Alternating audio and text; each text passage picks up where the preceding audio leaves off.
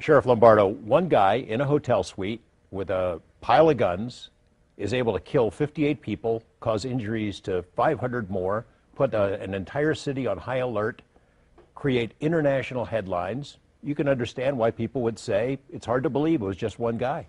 Yeah, it's hard for me to say that. And in the previous press conferences, you've heard me talk about, this guy had to be I think I described him as a yahoo in order to pull this off on their own. Somebody had to know something was going on, or he had assistance in some form or fashion. But the investigation up till now has proved different.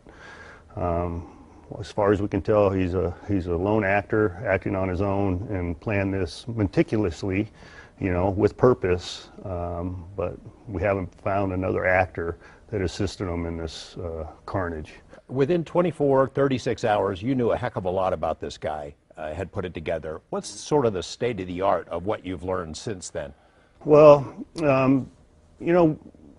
24, 48 hours we did, and it was nondescript. He was I believe it was described as vanilla in some of the newscasts, but I could use that word vanilla with him because he wasn't on our radar. He wasn't on the federal database radar. He wasn't on our local radar. He wasn't even in our criminal radar. My understanding, he had 2 previous traffic citations, and that's just about it. We've learned that he had some success via real estate, either management or sales of real estate.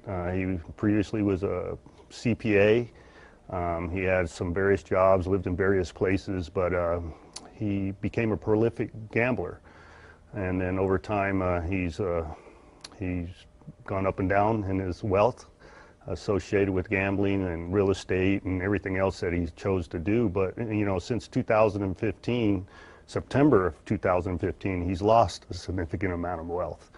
And I think that might have a determining factor on what he determined to do. That first day when we were hearing a description of his background, he sounded like a spook, like a spy. He's got a lot of money. He travels around. He disappears for months at a time. He clearly had some kind of knowledge about guns, but based on what he did. He had his own plane. He sounds like James Bond. Yeah, I wouldn't give him that descriptive or that title, but I think it's just because he was just, working in the shadows and nondescript, wasn't out in front of the spotlight. We were a little confused by that. His electronic history, when we went through all his computer systems and everything else, it was really nondescript. So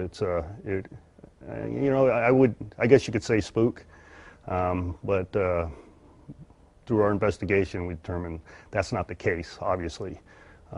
But he was nondescript. I mean, he's a guy who kind of slips between the raindrops, right, on exactly. Purpose. I know you work with the FBI on this case. They've been hand in hand with Metro in trying to put together a picture of this man. And the FBI profilers are the best in the business. Can you share anything about their insights into what made him tick? I would agree with that descriptive of the profilers.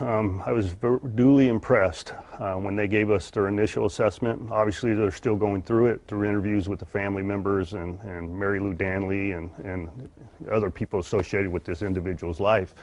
But it was, he had a narcissistic personality. Determined also he was going through currently probably some bouts of depression, but he was status driven. This individual was status driven based on how he liked to be recognized in the casino environment and how he liked to be recognized by his friends and family. So obviously that was starting to decline in a short period of time, and that may have a determining effect on why he decided to do what he did. I mean, compared to us, he's a big-time gambler. He was spending hundreds of thousands of dollars. But, yeah. In the Las Vegas picture, he's not a whale, but he expected to be treated like that based on stories of how he interacted with employees. Yeah, I would say that. I don't know what a big gambler is. Obviously, I don't, because I don't gamble. But I gamble on myself. That's about it when I play in golf. But I don't know. I don't know in the casino environment whether he was considered a big gambler or not. I think in his own mind he believed himself to be. If you look at the numbers that he did gamble, he was pretty prolific, but he was going in the wrong direction. So I don't know if that had any effect on what he decided to do. You've said in news conferences that something seems to have set him off in October of 2016 because that's when he accumulated even more guns. What do you think it was? I don't know. You know, we're going through, we're doing an autopsy, obviously, on the pathology on his brain. You know, the coroner is in the process of having that completed, which takes some time. So we don't know if he had a mental defect that caused him to all of a sudden change the way he was going to conduct himself or what he was going to do into the future that we all know about. But there had to be some trigger point. And you're right. He started purchasing weapons in a short period of time and a large number of weapons. So there was something that, you know, popped his trigger or caused him to go that direction. And we have yet to determine what that is. You know, I actually hope we find something in the pathology of his brain that help us understand this. I mean, the grim reality is you may end up with no clear motive at the end of this. No, you know, we're still in the process of talking to his girlfriend, Mary Lou. She's still being actively interviewed. Matter of fact, this week she's being interviewed again, but we haven't had that one salient point, that trigger point to identify what made him snap. But we're saying what made him snap. Obviously, he took a long time to think this out and processed, obtained the weaponry, the logistics, and thought out the plan and everything else associated with it. So it may be a longer term issue that made him snap, per se, but we may not find out. Is the guess then, October of 2016 is when he is hatching this plot, that he is actively planning something like this, then he shows up at different music venues that we'll ask about, but it's diabolical, the detail that he went into, right, to make this happen. Right, you know, and I don't want to give him any credit. You know, I don't want to say that he's a genius or anything like that, but it was diabolical. I'll use that word. It was a process. He was purposeful in concealing his actions, purposeful and not, you know, conveying what his plans were to other people. At least we haven't been able to determine that. So it was a thought-out, long process. But the particular October of 2016, what was the triggering point that said, all right, now I'm going to start assembling logistics? Him going to these other locations where music venues were and large crowds were gathering, including Life is Beautiful downtown. Trial run? Was he just sort of scoping it out? Did he have weapons with him at those venues, or what do you make of that? Well, I can't speak to any of the other locations, whether he had logistics with them or not. And when I say logistics, firearms or resources, it doesn't appear so. But as far as Life is Beautiful, the electronic footprint that we've gone through doesn't give us any indication he was going to complete his act there. Maybe it was an evaluation, maybe it was a test run, maybe he got spooked. There's a lot of different theories associated with that, and it could have very well been his spot that he was going to do his actions, but it just didn't pan out for him. But as far as review of the video and everything else associated, he was never in the company of another individual. We didn't have indications of large bags being carried into the area. So, you know, it's hard to put it together. His knowledge of firearms. I mean, he collected guns. He had guns for a lot of years. Suddenly he buys a whole bunch more. And people have speculated he must have really known his stuff when it comes to guns. I've seen statements from former military snipers who said, not really. I mean, what he did, he wasn't acting like a sniper, except for maybe when he was shooting directly at Metro officers. He was just spraying. You know, it takes no expertise to do what he did. I agree with you. I agree with the people you talk to. You know, anybody can walk into a gun store and say, hey, give me the newest, the coolest, and the baddest weapon. And, you know, whoever's standing behind the counter can provide you that. It doesn't mean you have the knowledge associated with it. But the situation that presented to him, in other words, you had a music venue, a concert venue, with several thousands of folks corralled basically by security fencing. It wasn't difficult to accomplish what he did. So as far as having expertise in weaponry, and you've heard the out there in the public forum talking about he did ranging with scopes and all that stuff. None of that matters. The fact that you have a psychotic individual, a crazed individual in possession of a high capacity firearm shooting into a crowd, it's fairly simple. So, and the one thing about that mindset that we talked about, George, was it was very easy for this individual to disassociate from their victims because of the distance. He's not looking at somebody in the eye. He's not seeing the damage that he's causing because it's so far away. So he's just randomly shooting into a crowd, causing this carnage. The girlfriend, she's been interviewed a couple of times. You said that she's going to be interviewed again. In general, do you believe her account of things, that she had no idea this is coming, that he sent her away? She thought he was breaking up with her, sent her a bunch of money, that she had no inkling that this was coming? In general, from what I'm being told from the investigators, that assessment is accurate. But personally, it's hard for me to believe. It's hard for me to believe that an individual, I think my last count was 48 or 49 weapons, would be amassing an armory such as that with some sort of evil intent on the end. There's a lot of people that have hundreds and hundreds of guns, but for this individual to do it at a certain point in time and to do it all with such robust action, you would think that Miss Danley would have some information associated with that. But currently, we haven't been able to pull that out of her, if it's in her. But I have confidence in the investigators. She's not in custody, but I would guess that somebody's keeping an eye on where she is. Yeah, I would agree with that. Can I call her, I know it's an amorphous sort of term, but a person of interest she's been described as? Is that still the case? Yeah, I would still use that term. The Paddock family, we know about the father's history. Bank robber and, criminal, busted here in Las Vegas.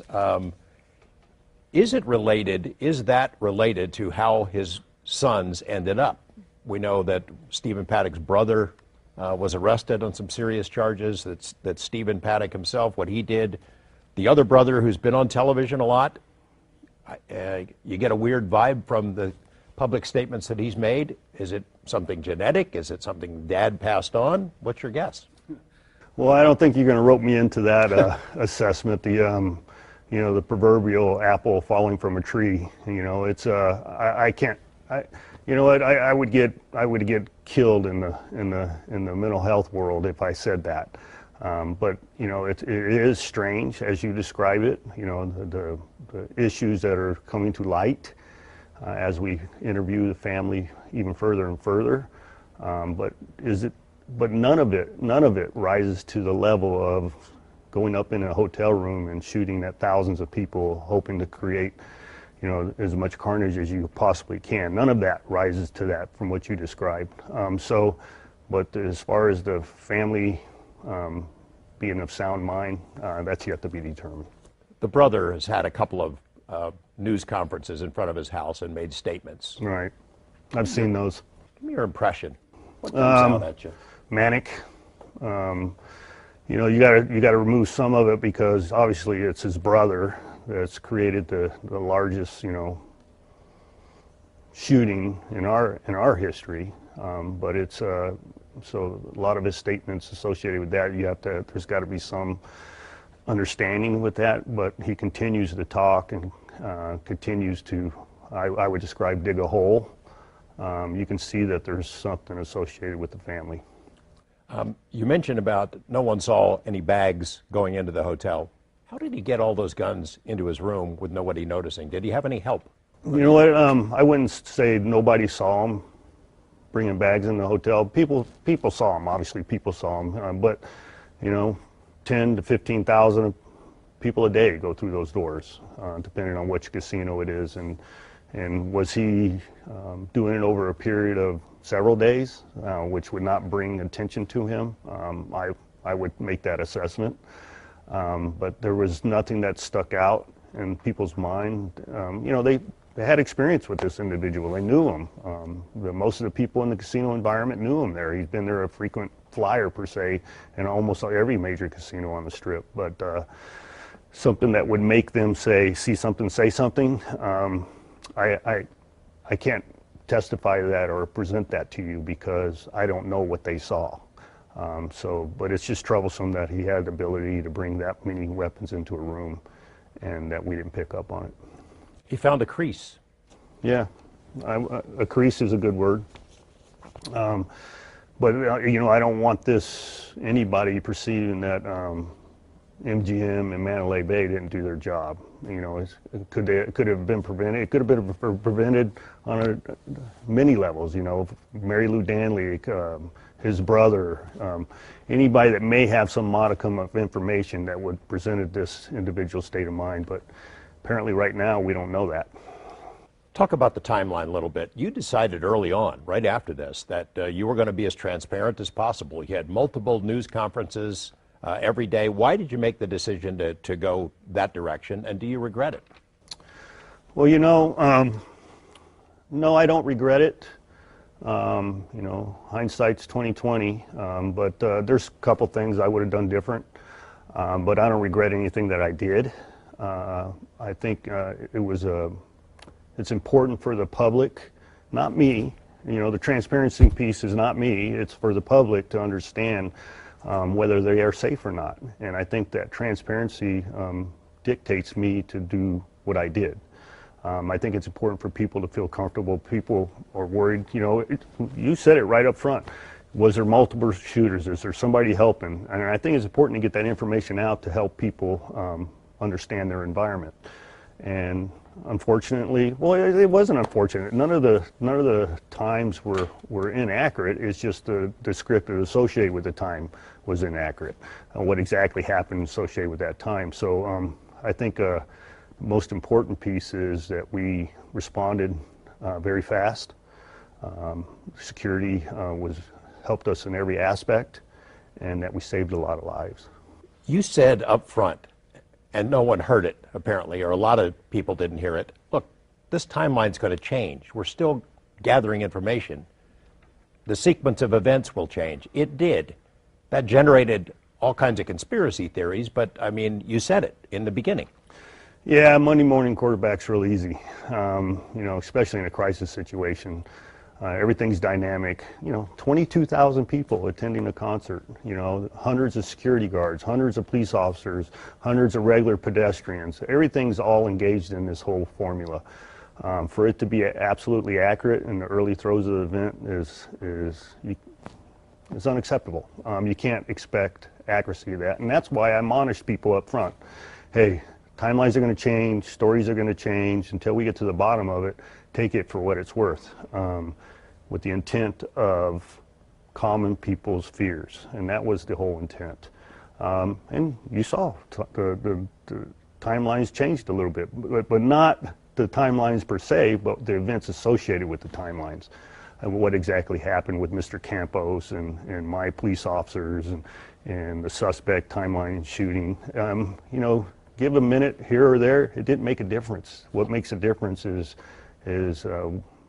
I believe the suspect believed the wolf was at the door and took his own life because our response and his awareness of our response caused him to take his life. Well, let's walk through the timeline a little bit. It sounds like from the videos, New York Times did a really great analysis putting together 30 or so videos. There were a couple of shots that he fired off, random shots in the beginning, before he did the bursts. Is that right? That's correct. I believe that's accurate. And New York Times did do a good job with that. I saw it. There's some small inaccuracies to it, but overall it's pretty good. Were those shots maybe at the fuel tanks, do you know? Could very well have been, because they were individual. They could have been the shots that people believe they heard in the early throes of this. And that could be the ones directed to the fuel tank. And maybe he didn't get the flash or the bang that he wanted, and that's where he adjusted his attention to. Plus, Mr. Campos in the hallway causes him to adjust his attention. So he's evil, diabolical genius shooting at aviation fuel tanks, thinking they're going to blow up, right? I mean, is that the assumption? Well, I wouldn't use the word genius. Yeah. I wouldn't use genius with anything this guy's done, but that would what I would assume. He thinks he's a smart guy. Yeah. He's shooting at the fuel tanks, but it's not going to happen. Well, no, it's not going to happen. In the research that I've been provided, it's very unlikely that would ever happen because of the flash point of the type of fuel, and then the vapor system is removed on a regular basis. So you remove the fumes, which would be easier to ignite. So it'd be very, very rare for those to explode. I think there were 12 different bursts that have been identified on the various videos where he does a burst and then there's a break, 20 seconds, sometimes almost 2 minutes. Do you know what's going on in between?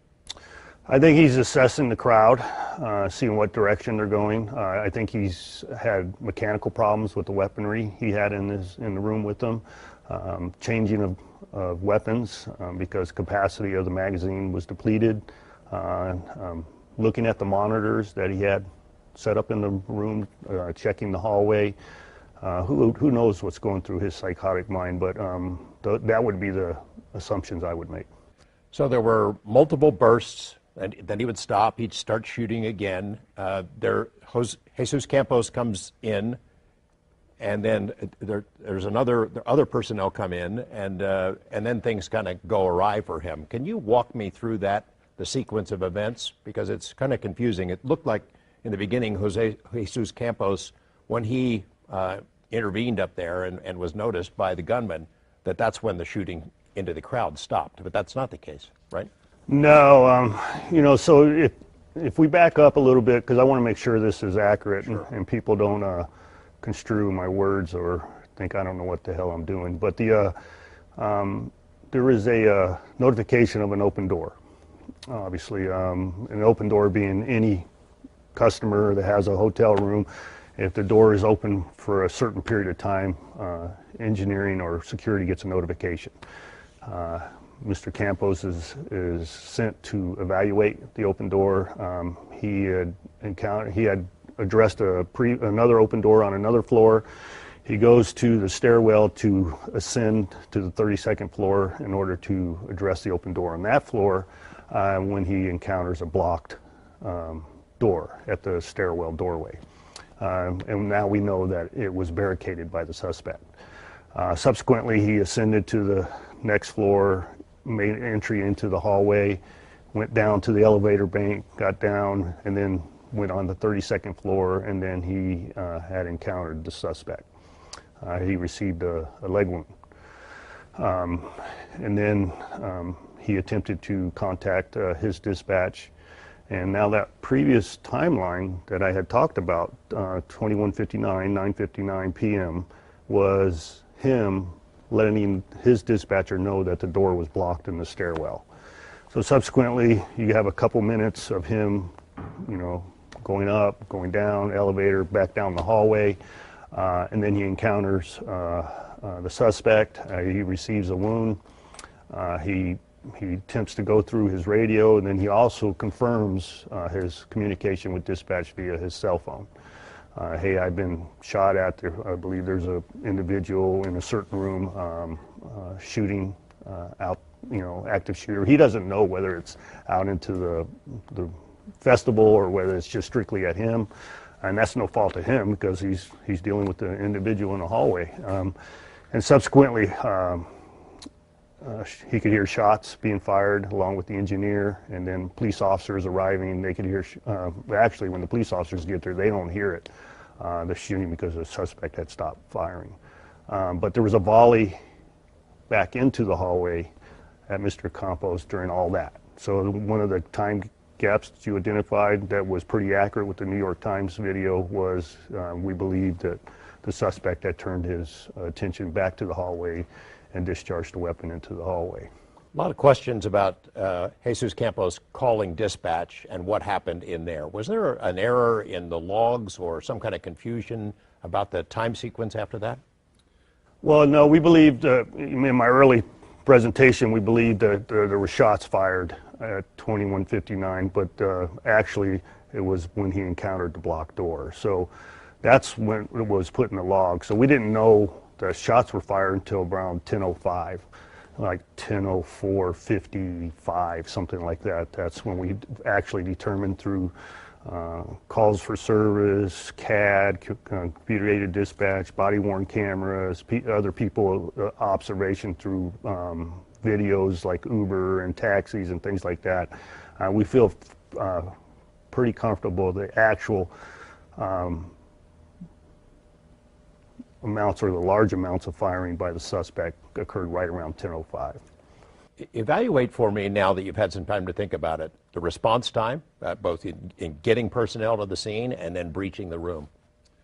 Well, the response time, in my opinion, was amazing. So we had 2 officers that were present at the Mandalay Bay handling another call for service. They become aware of a possible active shooter. They start to receive phone calls via security and marrying up to security that there was something occurring at one of the upper floors. So they had a good assessment of approximately what floor it could be. So they ascended up through the stairwell to, a couple floors. Then they encountered the blocked doorway, similar to what Mr. Campos had described. So that was right around 10 minutes. They were able to do that. So you have, that's pretty amazing. In public safety time, you call in dispatch, you get advised, you formulate a plan, you ascend stairwells, you have no idea what floor it is, you're receiving information from disparate directions, and then you encounter this blocked doorway, and that was right around 10 minutes.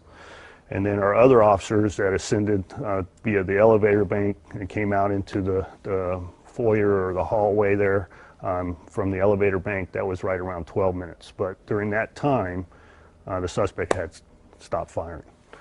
And so when we don't hear any firing taking place, then it becomes slow and methodical.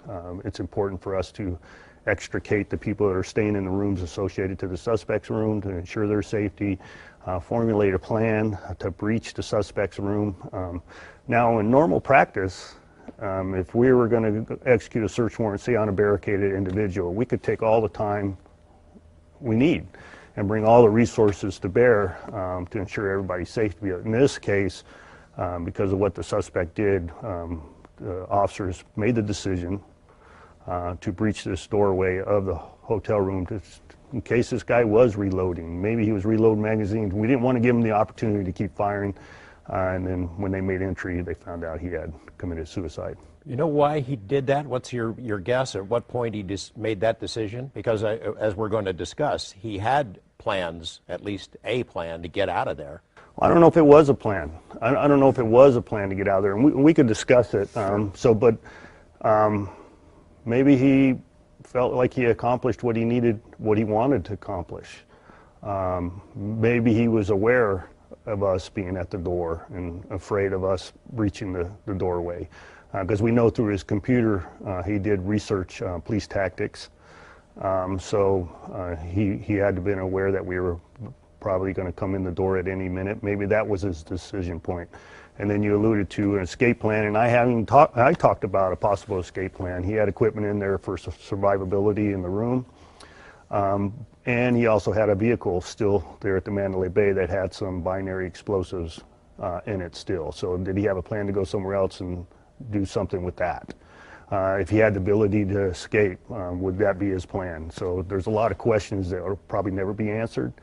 So whether he had a plan to just commit suicide there, or whether he had a plan to escape if the opportunity presented itself. The explosives in the car, was it rigged to go? No.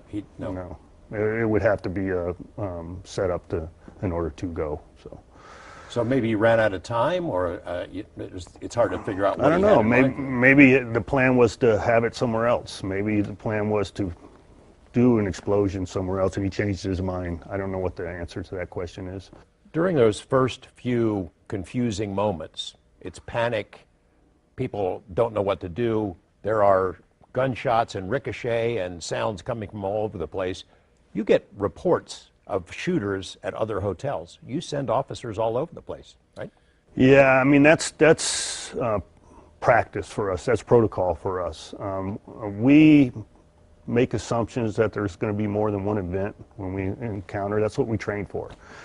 And that was the result of our trip to Mumbai, as a result of what the terrorists did there. They had multiple locations intending to mess with or confuse the first responders and create as much havoc as they could. So with that in mind, that's how we train.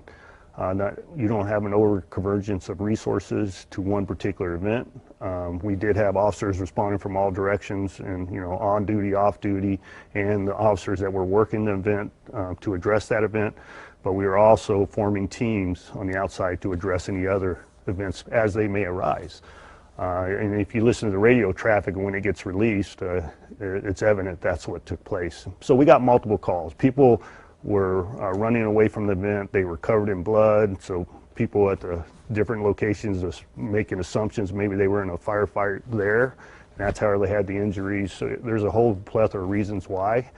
But we had to respond to each one of those calls, ensure that there wasn't another shooter and there was another event taking place. We were able to quickly dispel those very fast because it would be important to do that very fast so you don't have your resources tied up addressing a larger event. You see several videos online of people saying we had gunshots and glass broken at the Bellagio and people at Planet Hollywood, and there are no other gunshots that are not accounted for by Paddock, right? No other gunshots.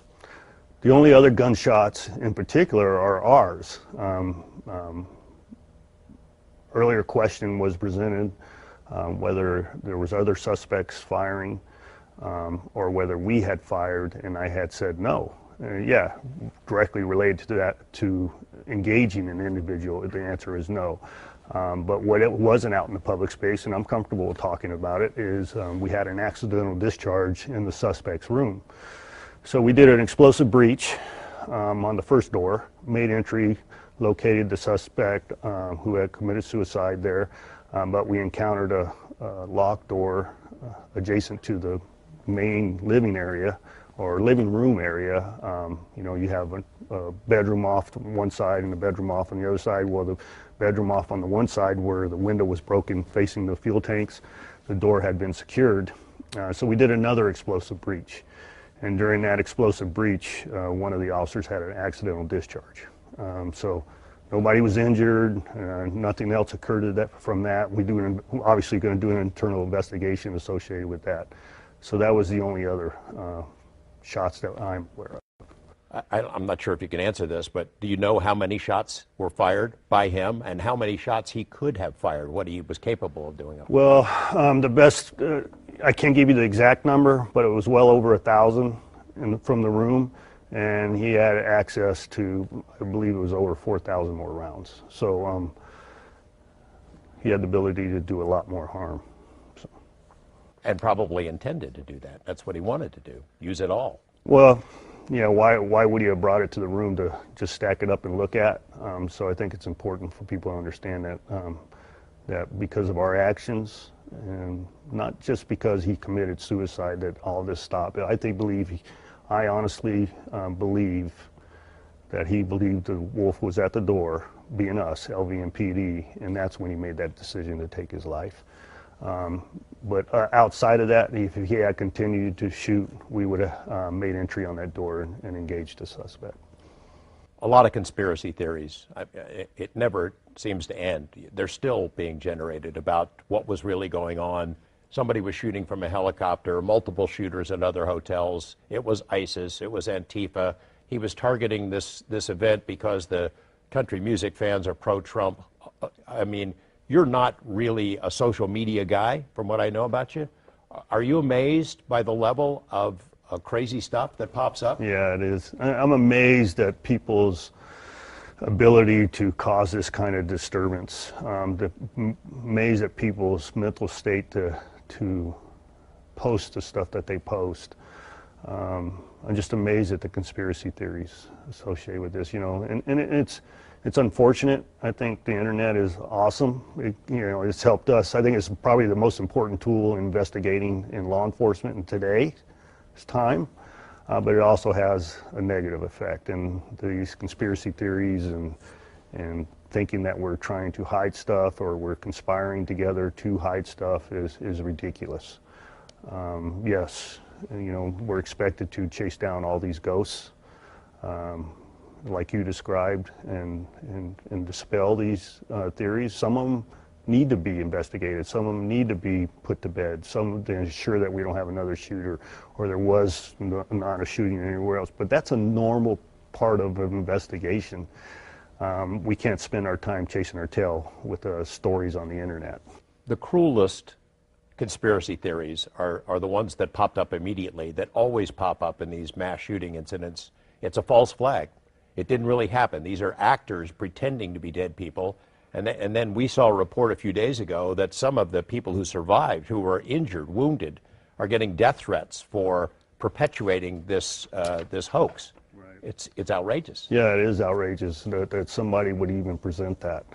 You know, I've told some people, you know, I probably shouldn't tell you this, but I wish I could locate some of these individuals or have them present themselves to me personally, and I'll show them the what happened out there, because it's terrible, because there's groups that follow each other. You know, you present this, and then you have people that believe it, and then they all gang up, and then it's all a conspiracy. It's troublesome that you have to deal with that kind of people in society. ISIS puts out a statement right after it happens. Oh yeah, he's one of our guys, fueling the fire. It just seems to be they were taking advantage of the moment. There is no ISIS connection, is there? We have not found one. We haven't found any radicalization of the suspect. No affiliation with any terrorist organization, so none of that has been proven. No political beliefs of any kind really identifiable at all? No, the only thing that we're aware of, he did make a statement, and I don't know who it was too, that he was happy with Trump because the stock market was doing well.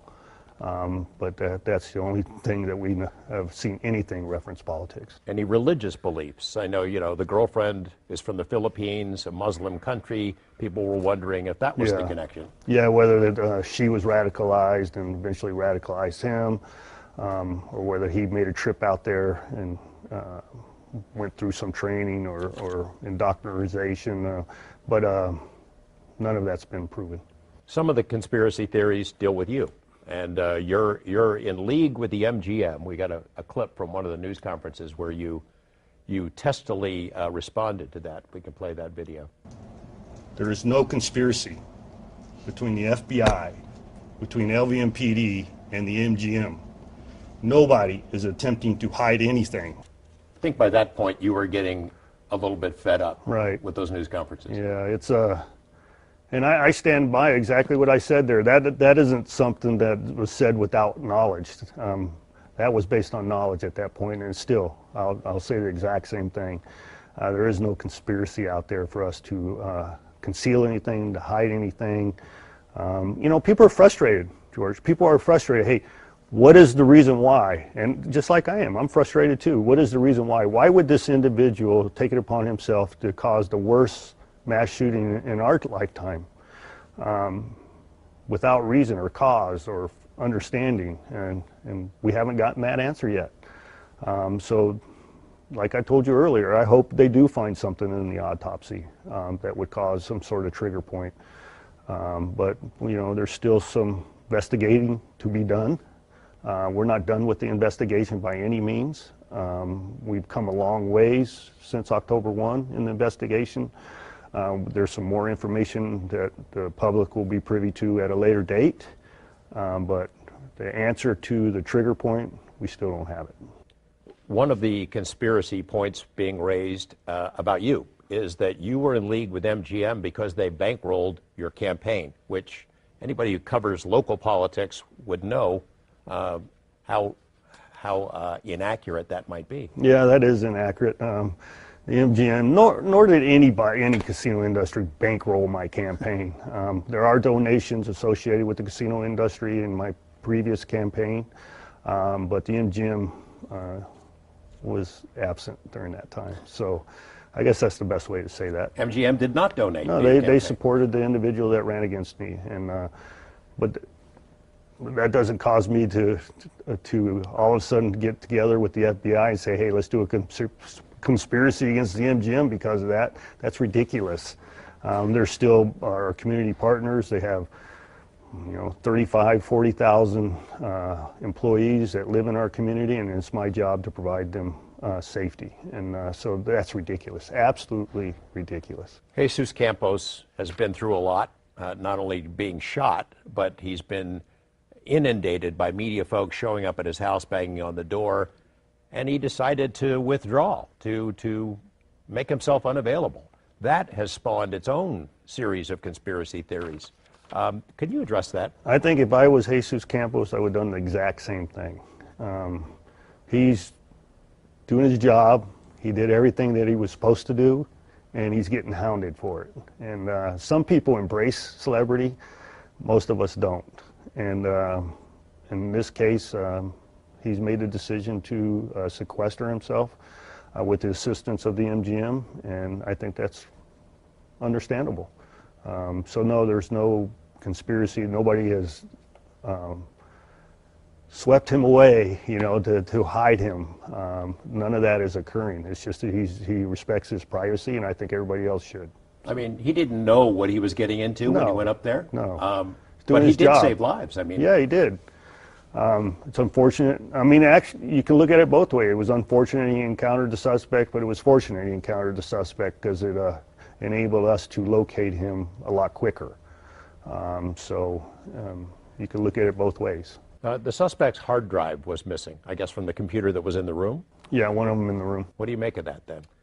We don't know when it was removed. A lot of theories out there, conspiracy, whatever it was, it has all the evidence associated with that trigger point we're looking for or the reasons why. We don't know that. We don't know when it was removed.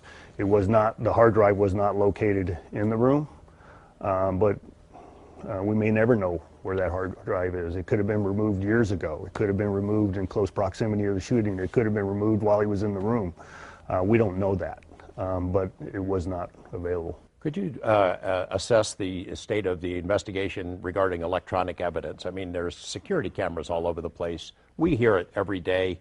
Why hasn't the security camera video been released, from private Mandalay Bay cameras? Which security camera? There are security cameras in the casino that would track his movements in the days leading up to this event. Was he meeting with any other people? Is all that We stuff? have all that. Yeah, we have all that, and it's all been evaluated. You don't release it because you're still investigating. I mean, could you imagine the terabytes of information we received, trying to track down this individual's life? So that takes some time. But I'd be comfortable giving you a percentage. Approximately 90 to 95% of it is done. So we're still evaluating, like I said, and it's still an ongoing investigation. And I had said earlier publicly, and I'll stand by it, that he wasn't seen in the presence of another individual. There was stories out there that there was a blonde lady, and then there may have been somebody else helping him, and that we had a whole bunch of different theories or people that were sided with him, and none of that has been proven true in our evaluation. Room service for two. That was one of the reports. Well, there was food on the tray that had the cameras on it. There was more for more than one person, but my understanding, there was never a second person seen or located. So he just liked to eat, probably. Let's talk about dealing with the media. In the interests of transparency, you hold multiple news conferences over the course of a couple of days. It becomes clear that you're stretched pretty thin. You and everyone around you is stretched pretty thin. At one point, I don't know that you've ever had to deal with a horde like that was shown up there and some of the kinds of questions that were being asked, but we got one exchange that I want to play now. I appreciate what you're saying, Ken. Ma'am, that's not how we conduct this service, okay? If I'm presented with a question... That's not how I conduct press conferences, ma'am. Please stop asking your question. There's a decorum that we have here, and I will finish Mr. Ritter's question. Mr. Ritter's question was the same question that she was asking. Right, but she wanted to be the one that presented it. This is my understanding. She wanted to be the one to present it so it looked like she broke the news. But Mr. Ritter had the exact same question, and so and that's one of the people out there that's trying to beat me up out there in the media world. But it's important. It's ironic, or it's funny that as soon as Mr. Ritter completed his question, I turned to her to listen to her question, and she wasn't there. So this breaking news that we had hidden and then she was able to find out is absolutely false. So you never really dealt with that kind of a scene before. No, I didn't. I mean, I really appreciate the local media. I deal with them, several times a year, and we have a pretty good relationship, and people understand through my history and how I like to conduct myself. I'm very transparent, and I'll get to the question when presented, and I think there is a certain decorum that needs to take place. People yelling on top of other people is unacceptable. So. For a story this big, you've kept a pretty good lid on it in terms of leaks and information that gets out that's not supposed to. I mean, you shared a lot of stuff in these news conferences and others of your administration, but you've kept the leaks to a minimum, except for these photos that came out of the crime scene. What happened with that? Right. Well, we're still going through that investigation, and you're right. I was actually surprised because during a critical incident of this magnitude, I get reached out to, and I reach out to people. People reach out to me in support and advice and information, and when the people I'm talking about are other police chiefs. And one of the statements presented to me was they were surprised how little information has gotten out. And I was the opposite. I was surprised how much had gotten out, and I was frustrated by that. But I said publicly that there would be an investigation done associated with that, because I think it's inappropriate that, in the early throes of this, that evidentiary photos get out to the public space that could, either hinder the investigation or slow it down, or cause people to be harmed as a result of it. But so there's a thorough investigation being conducted internally, both with us and with the FBI. You have not identified who did it yet? No, we may never. You know how that is. It gets pushed to 50 different peoples at different points, and you don't know. You don't know how it happens. But at this point, we haven't been able to determine. The personal side of this, where you were when you got the call, and who called you? I was at the Venetian having dinner with some guests from out of town. My phone started going off, and I thought usually when it does go off like that, it's usually some critical incident like an officer-involved shooting. But when I went to address my phone, Bill Young, former sheriff, was calling me, and I answered his call, and it was close proximity to the other calls. And he had been contacted by his daughter, who was attending the event, and was seeing if I had any information that would help him locate his daughter. And I obviously couldn't convey the information to him because I didn't know it, so I immediately started making all the calls and responding to the scene in close proximity to that. You go to the scene. Describe what you see. Well, it's chaos. It's obviously chaos, and I'm listening to the radio traffic, and I'm ensuring that what we as a police agency are supposed to do, or we are doing it. And if is it because of lack of resources, it's my job to get the individuals on the ground the resources in order to get the job done. And that was being done. The radio traffic is obviously chaotic, but what I could see was my folks were evacuating the attendees of the concert. I was listening to the command structure being set up. And the individuals associated with that command structure were being identified and put in place. And so I became aware at that point that some of my officers had been injured, and I thought it important for me to go to the hospital to see their status. Additionally, now you keep in mind, by the time I get there, there's not an active shooter. Now it's a point of rendering aid and getting resources to bear to help with the injured individual. So I engaged in a conversation with the undersheriff. He's making his way over to the scene also, and then I dispatched or redirected myself to the hospital. Chaos at the hospital. I would have been no help there, but where I could be helped is back at the headquarters with the command center that was being stood up in order to get all the resources we needed to get the injured and ensure there was no other shooter. The investigation, start the investigation and get to everything to where it should be. As you're at the site of the shooting, did you see evidence of the carnage? Did you? Yeah, I saw individuals that had lost their life. I saw individuals being ushered out of the venue to get to safety. I saw our officers giving direction. I saw, private citizens giving direction and attempting to help people with medical issues. I saw triage. I saw avenues being open for medical vehicles to ingress, egress, emergency vehicles to ingress, egress, just like you would train and just like you would expect people to do, and that's exactly what was happening. You've been at this a long time, you've trained for this, but I mean, I can imagine that those images stay with you. Oh, they do, and that's the important piece, George, and I'm glad you brought that up because it's not about me, it's about the community and it's about the public safety individuals that were engaged in that incident. What are the short-term and long-term effects of that? And it's important for us to have all the resources to bear for the public, to have the ability to reach out, and then it also has the ability for my officers to reach out, along with the firefighters, along with the medical personnel. Everybody's got to have those resources to ensure that you deal with any long-term effects. How much did you sleep that week?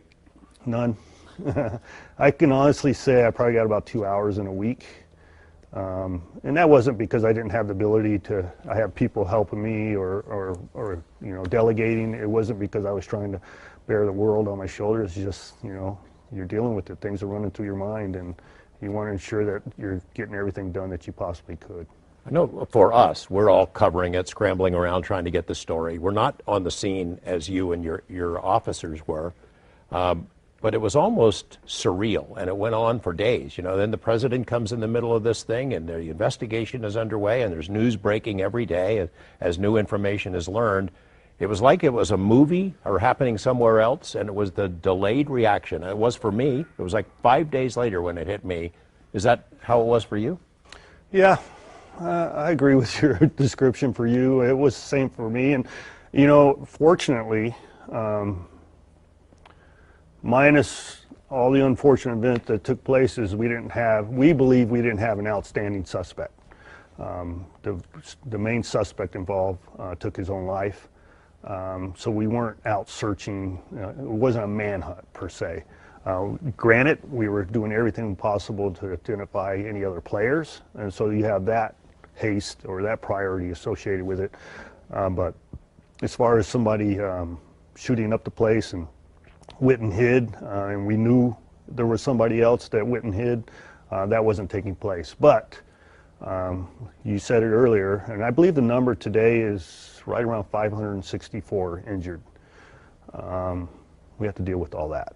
And then obviously the 58 individuals that lost their lives and the families. And, and let's not forget, I had one of my officers that was attempting to save lives during the concert and lost his life. And, I had that officer's funeral to deal with. So there's a lot of different things that you have to manage. And I think it's important as a leader of an agency that you rely on your people to help you with that. And they did a fantastic job. There's a very human moment that happened at a news conference, and I'm not sure how you're going to react to seeing it again now, but we're going to play it. And do you have to? Samuel Whitwer. Excuse me for my emotion.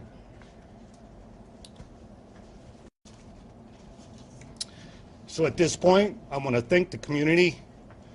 I want to thank you for letting me be your sheriff in Vegas Strong. So it catches up to you right I about love that point. picture of Brady. Yeah. So your guys had said, hey, we want to come back to work. Right. You know, we obviously have people that are not working as a result of the event, but the majority of our workforce is standing strong, and they wanted to go right back to work, even the ones that are injured. I talked about Brady Cook, you know. So there's a lot of individuals like that.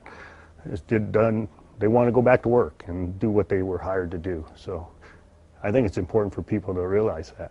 So. You know, an event like this, you've been involved in some big stuff before. That whole Bundy scenario, Right. You were out there on that, and that could have gone sideways at any moment. It could have gone bad, but this thing leaves a scar. It leaves a scar on the city and the community and your officers and on you. Yeah, you know, right at the end of that thing, you know, it's Vegas strong.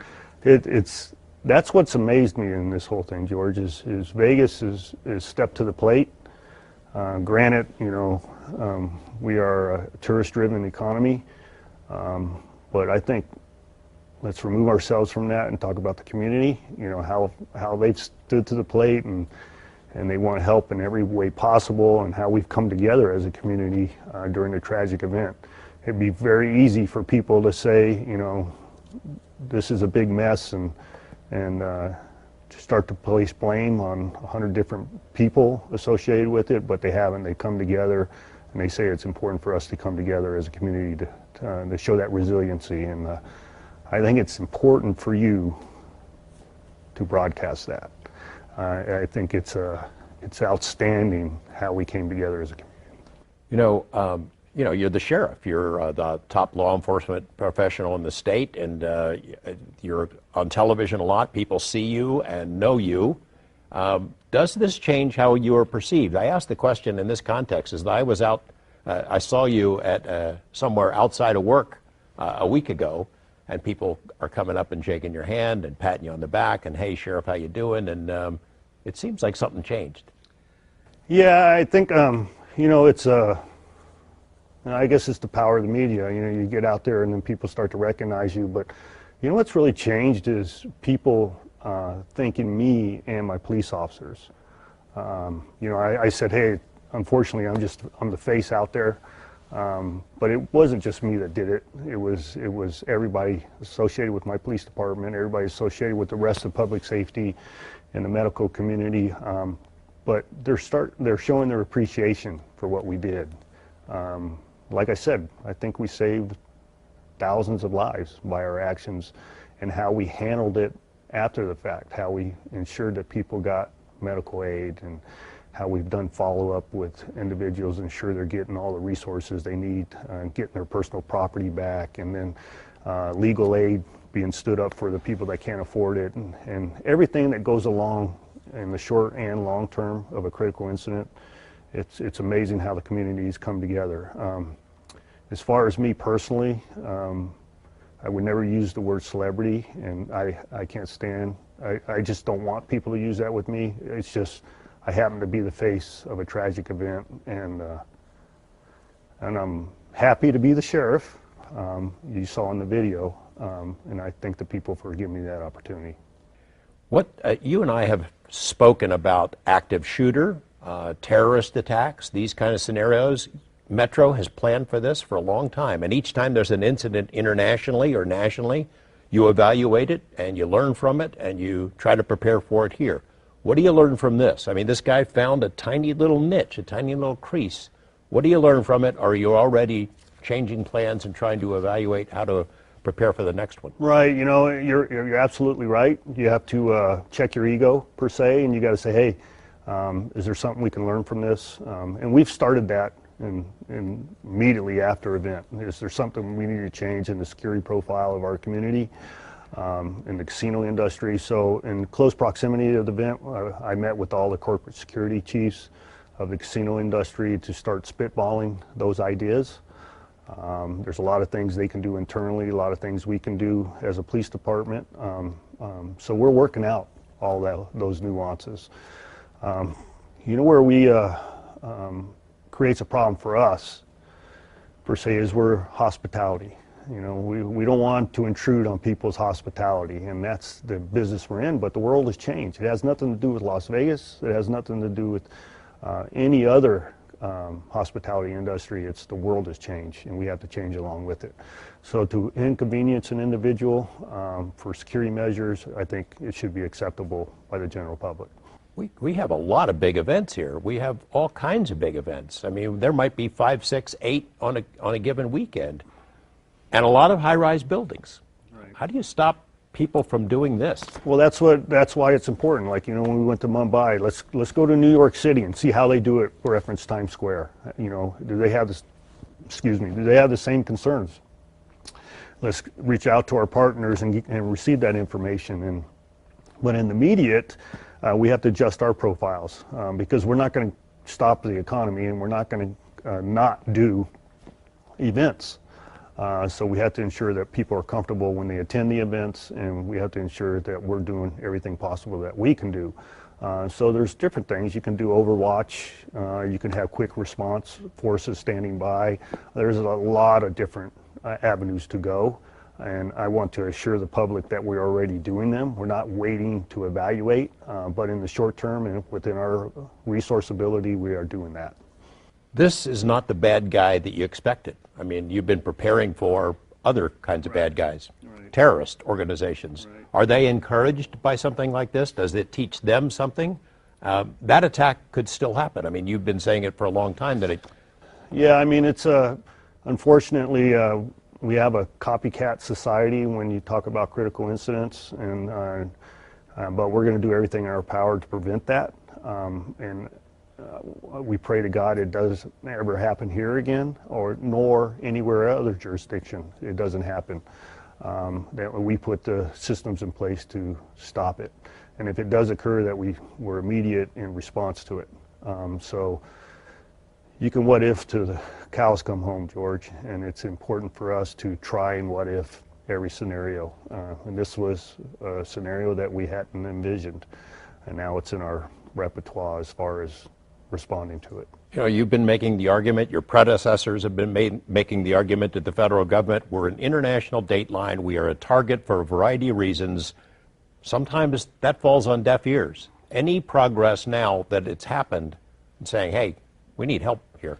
Yeah, I would anticipate the help is coming. You know, the government in the short term provided financial help to address the overtime issue, but in the long term, can we target harden our community with the assistance of the federal government? That's been a continual argument with them. We feel that we were a priority target for people that want to cause harm, and so the monetary assistance to bring resources were always questioned. In other words, are we being funded at the appropriate level? So that formula has been discussed. We've been discussing it, and it's ongoing, but I think the priority is going to raise on the heels of this event. So the ground has shifted a little bit on that issue. Yes, and I believe so, and hopefully they're listening to what I'm saying. The idea of a lone wolf, we've also discussed that. An active shooter, a lone wolf, somebody committed to it who does not mind dying, that threat is going to remain. That's always going to remain. I believe that will always remain, and it's probably the most difficult one to prevent, because you don't know what's salient point happened in somebody's life that caused them, or the trigger, or mental disease, or anything.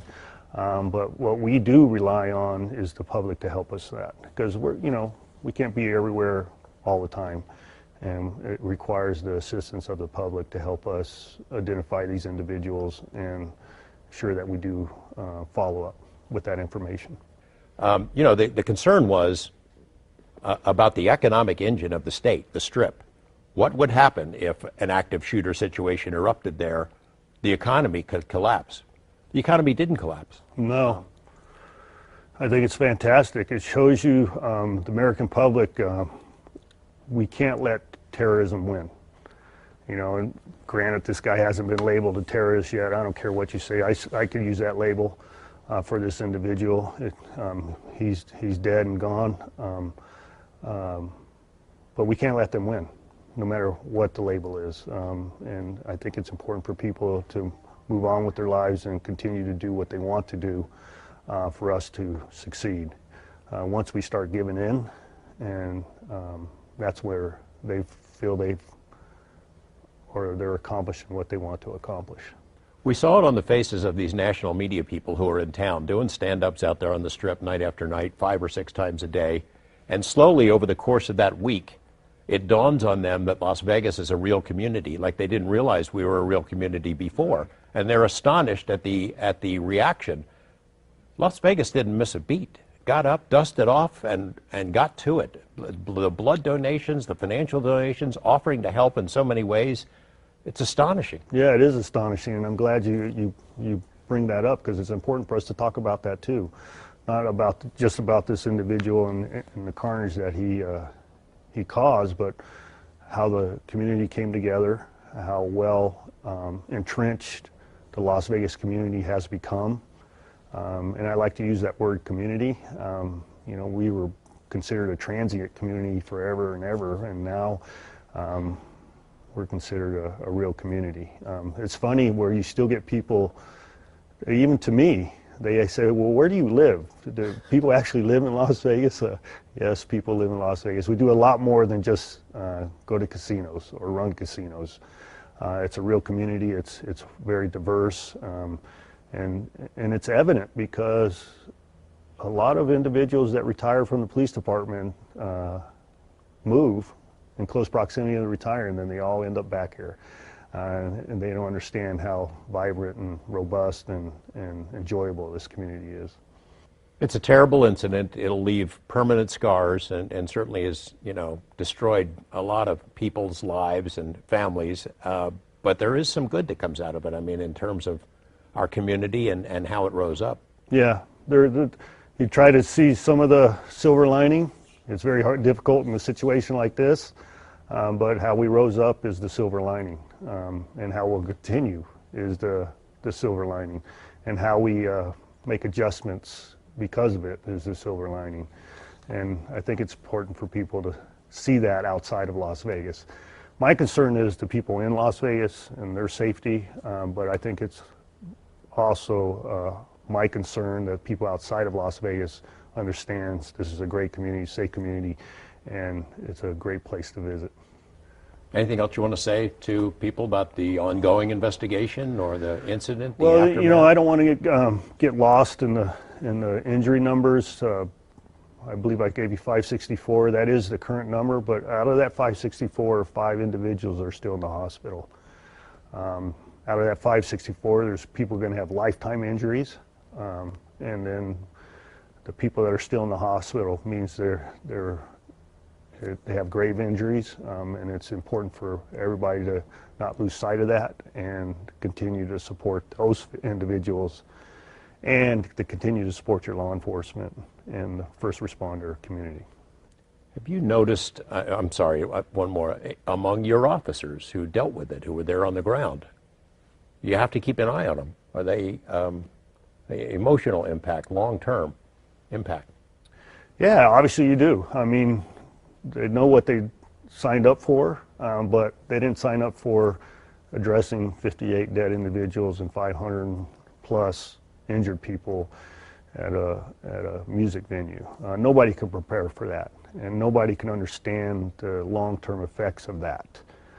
So it's important for me, especially as the head of the agency, to bring the resources to continue to help them, to keep our eyes on them, and give them all the opportunity to succeed, and not to sequester themselves and deal with it through, you know, other means like alcohol or things like that. So I think it's important for people to understand that. It's going to take us a long time to heal in the public safety community, but as far as the community of Las Vegas, we're moving forward. Thanks, Sheriff.